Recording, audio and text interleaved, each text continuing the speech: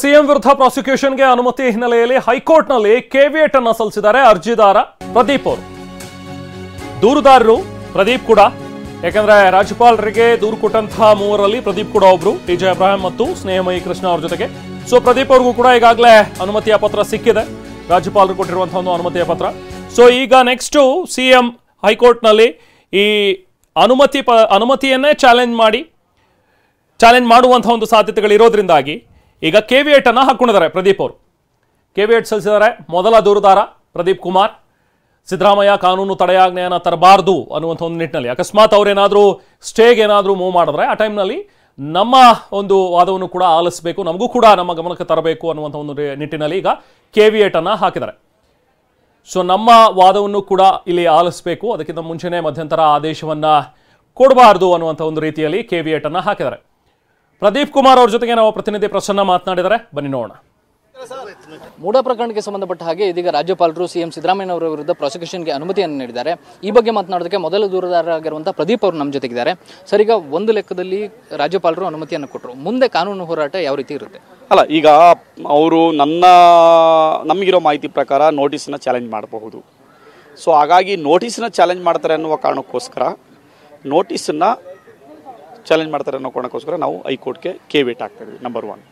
Number 2, ನಾವು special court ಮುಂದೆ PCR file ಮಾಡ್ತೀವಿ. ನಂಬರ್ 2, ಅದು ಅವ್ರ ಮೇಲೆ ಆಕ್ಷನ್ಗೆ, ಅದು ಒಂದು ಕಡೆ. ಇವೆರಡು ಈಗ ಸದ್ಯಕ್ಕೆ ನಮ್ಮ ಮುಂದೆ ಇರ್ತಕ್ಕಂಥದ್ದು ಚಾಲೆಂಜು ಮಾಡ್ತಾ ಇದ್ದೀವಿ.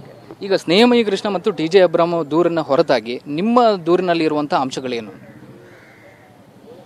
ಸ್ನೇಹಮಯಿಗೂ ನನಗೆ ಗೊತ್ತಿಲ್ಲ, ಅದ್ರ ಬಗ್ಗೆ ನನಗೆ ಅವ್ರ ದೂರುಗಳ ಬಗ್ಗೆ ನನಗೆ ಗೊತ್ತಿಲ್ಲ, ನನಗೆ ಮಾಹಿತಿನೂ ಇಲ್ಲ. ಕೊಟ್ಟಿದ್ದಾರೆ ಅಂತ ನಾನು ತಿಳ್ಕೊಂಡಿದ್ದೀನಿ ಹೊರತು ನನಗೆ ಅದ್ರ ಬಗ್ಗೆ ಮಾಹಿತಿ ಇಲ್ಲ. ನನ್ನ ದೂರದಲ್ಲಿ ಸ್ಪಷ್ಟವಾಗಿ ಹೇಳ್ತೇನೆ, ಅವ್ರು ಏನು ಡಿನೋಟಿಫೈ ಮಾಡಿದ್ರು ಅಲ್ಲಿಂದ ಅವ್ರ ಪಾತ್ರ ಶುರುವಾಗಿ, ಮಾನ್ಯ ಸಿದ್ದರಾಮಯ್ಯನವ್ರ ಪಾತ್ರ ಶುರುವಾಗಿ ಅವರು ಏನು 50-50 ಅನುಪಾತದಲ್ಲಿ ಸೈಟಿನ ಬೆನಿಫಿಟ್ ಆಗಿ ಪಡ್ಕೊಳ್ತಾರೋ ಅಲ್ಲಿವರೆಗೆ ಅವ್ರ ಪಾತ್ರ ಕೈ ಕಾಣಿಸುತ್ತೆ. ಯಾಕೆ ಕಾಣಿಸುತ್ತೆ ಅಂತಂದರೆ ಕೇವಲ ಅಧಿಕಾರದಲ್ಲಿದ್ದರೆ ಅನ್ನೋ ಕಾರಣಕ್ಕೋಸ್ಕರ ಅಲ್ಲ.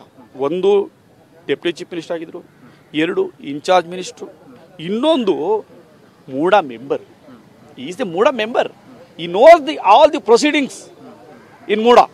ಹಾಗಾಗಿ ಅವರಿಗೆ ಪರ್ಸನಲ್ ನಾಲೆಡ್ಜ್ ಇದೆ ಈ ವಿಚಾರದಲ್ಲಿ. ಅವ್ರು ಮೂಡ ಮೆಂಬರ್ ಆಗದಿದ್ರೆ ಬೇರೆ.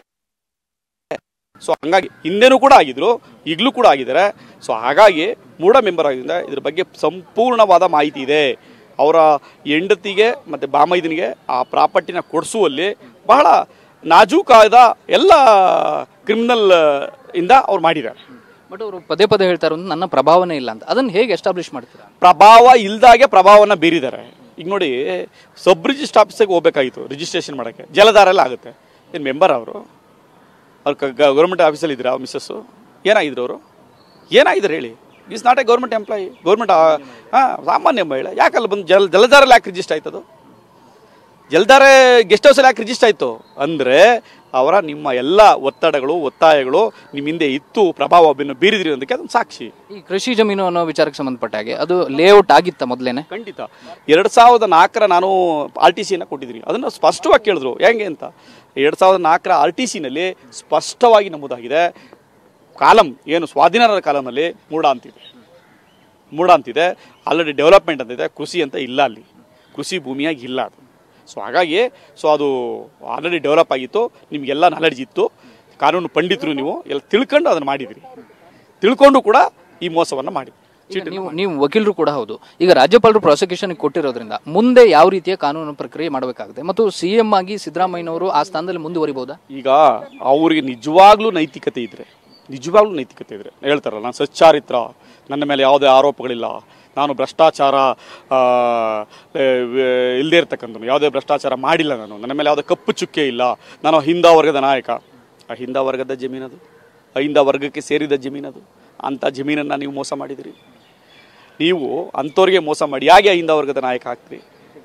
ನಿಮಗೆ ನಾನು ಸಚ್ಚಾರಿತ್ರ ಅಂತ ಹೇಳ್ಕೊತಿರಲ್ಲ, ಆ ಸಚ್ಚಾರಿತ್ರ ಆಗಿದ್ರೆ ಇದರಿಂದ ಆರೋಪ ಮುಕ್ತರಾಗಬೇಕು ಅಂದರೆ, ನ್ಯಾಯಸಮ್ಮತವಾದ ತನಿಖೆ ಆಗಬೇಕು ಅಂದರೆ ನೀವು ರಾಜೀನಾಮೆ ನೀಡಿ. ಅಲ್ಲ, ಈಗ ಪ್ರಾಸಿಕ್ಯೂಷನ್ಗೆ ಅನುಮತಿ ಕೊಟ್ಟಿರೋದ್ರಿಂದ ತಕ್ಷಣ ಲೋಕಾಯುಕ್ತ SP ಮೈಸೂರು ಅವರು ತನಿಖೆನ ಪ್ರಾರಂಭ ಮಾಡಬೇಕಾ? ಯಾರು ಮಾಡಬೇಕು? ಮೈಸೂರು ಲೋಕಾಯುಕ್ತರೇ ಮಾಡಬೇಕು. ಅದನ್ನ 2 ಮಾತಿಲ್ಲ, ಅವರೇ ಮಾಡಬೇಕು. ಸೂಕ್ತವಾದ ತನಿಖೆ ಮಾಡಿ ಎಲ್ಲೆಲ್ಲಿ ಏನಾಗಿದೆ, ಯಾವ ರೀತಿ ಲ್ಯಾಕೂನ್ ಆಗಿದೆ, ಯಾವ ರೀತಿ ಮೋಸ ಆಗಿದೆ, ಯಾವ ರೀತಿ ಚೀಟ್ ಆಗಿದೆ, ಯಾವ ರೀತಿ ಬೆನಿಫಿಟ್ ಆಗಿದೆ ಸಿದ್ದರಾಮಯ್ಯನವ್ರಿಗೆ, ಸೂಕ್ತವಾದ ತನಿಖೆ ಮಾಡಿ FIR ಹಾಕಬೇಕು. ಈಗ ಸಿದ್ದರಾಮಯ್ಯನವರ ಕಡೆಯವರು ಈ ಪ್ರಾಸಿಕ್ಯೂಷನ್ ವಿರುದ್ಧ ಕ್ಯಾಬಿನೆಟ್ನಲ್ಲೂ ಒಂದು ನಿರ್ಣಯ ಮಂಡಿಸಬೇಕು ಮತ್ತು ಕಾನೂನಾತ್ಮಕವಾಗಿ ಕೂಡ ಇದನ್ನು ತಡೆಯಾಜ್ಞೆ ತರಬೇಕು. ಕ್ಯಾಬಿನೆಟ್ ಯಾಕೆ ಸರ್? ವೈ ಕ್ಯಾಬಿನೆಟ್ಗೂ ಇದಕ್ಕೂ ಸಂಬಂಧ ಏನೋ? ಸಿದ್ದರಾಮಯ್ಯ ಬಂದಿರತಕ್ಕಂಥ ವೈಯಕ್ತಿಕವಾದ ತೀರ್ಮಾನ ಇದು. ಕ್ಯಾಬಿನೆಟ್ಗೂ ಇದಕ್ಕೂ ಸಂಬಂಧ ಏನಿದೆ? ರಾಜ್ಯದ ನಿರ್ಧಾರನ? ರಾಜ್ಯಕ್ಕೆ ಸಂಬಂಧಪಟ್ಟ ಡಿಸಿಷನ್ ಇದು ಅಲ್ಲ. ಇದು ಅವ್ರ ವೈಯಕ್ತಿಕವಾಗಿ ಅವ್ರ ಮೇಲೆ ಬಂದಿರತಕ್ಕಂಥ ಆರೋಪ. ಆ ಆರೋಪಕ್ಕೆ ಕ್ಯಾಬಿನೆಟ್ ಹೆಂಗ್ ಡಿಸಿಷನ್ ತಗೊಳ್ತಾ? ತಪ್ಪದು. ಅದು ಅನ್ಕಾನ್ಸ್ಟಿಟ್ಯೂಷನಲ್. ಕಾನ್ಸ್ಟಿಟ್ಯೂಷನ್ ಎಗೇನೆಸ್ಟ್ ಅದು. You take action. This is unconstitutional decision. ಅಂದ್ರೆ ಕ್ಯಾಬಿನೆಟ್ ನಲ್ಲಿ ಚರ್ಚೆ ಆಗೋದೇ ತಪ್ಪಿದು. ಅದ್ರ ಬಗ್ಗೆ ಚರ್ಚೆ ಮಾಡ್ತಿರ್ತಕ್ಕಂಥ ತಪ್ಪು. ಇದು ಪರ್ಸನಲ್ ಗೇನ್. ಇದು ಅವ್ರ ಮೇಲೆ ಆಗಿರ್ತಕ್ಕಂಥ ಗುರುತರವಾದ ಆರೋಪ. ಇದು ಸಿದ್ದರಾಮಯ್ಯನವರು ಬಂದ್ರೆ ಅದನ್ನು ಕ್ಯಾಬಿನೆಟ್ ಡಿಸಿಷನ್ ತಗೋದೇ ಅಂದ್ರೆ ಕ್ಯಾಬಿನೆಟ್ಗೂ ಇದು ಸಂಬಂಧ ಏನು? ಕ್ಯಾಬಿನೆಟ್ ನಿರ್ಣಯ ಆಗಬೇಕಾಗಿರ್ತಕ್ಕಂಥದ್ದು ಈ ರಾಜ್ಯದ ಸಮಸ್ಯೆಗಳು, ಈ ರಾಜ್ಯದ ಅಭಿವೃದ್ಧಿ, ಈ ರಾಜ್ಯದ ಇಶ್ಯೂಗಳು. ಇವ್ರು ಪರ್ಸನಲ್ ಇಶ್ಯೂಗಳಲ್ಲ. ಇದು ಪರ್ಸನಲ್ ಇಶ್ಯೂ. ಇವ್ರು ಪರ್ಸನಲ್ ಇಶ್ಯೂನ ಕ್ಯಾಬಿನೆಟ್ ಅಲ್ಲಿ ಡಿಸಿಷನ್ ತಗೋತಾರೆ. ಅವತ್ತು ಮೀಟಿಂಗ್ ನೋಟಿಸ್ ಕೊಟ್ಟರೆ ರಾಜ್ಯಪಾಲರು, ಅದಕ್ಕೆ ಒಂದು ಮೀಟಿಂಗ್ ಕರೀತಾರೆ. That is also ಅನ್ಕಾನ್ಸ್ಟಿಟ್ಯೂಷನ್. ಇವತ್ತು ಕರೀತಾರೆ, ಸಾಯಂಕಾಲ ಕರೀತಾರೆ. That is also ಅನ್ಕಾನ್ಸ್ಟಿಟ್ಯೂಷನ್. ಸರ್, ಇದ್ರ ವಿರುದ್ಧ ನೀವು ಮುಂದೆ ಕಾನೂನಾತ್ಮಕವಾಗಿ ಎಲ್ಲ ಹೋರಾಟ ಮಾಡಿ? ಖಂಡಿತ ಹೋರಾಟ ಮಾಡ್ತೀನಿ ಬ್ರದರ್. ಖಂಡಿತ ಮಾಡ್ತೀವಿ. ಎಲ್ಲ ಸಿದ್ಧವಾಗೇ ಮಾಡಿರೋದು. ಖಂಡಿತ.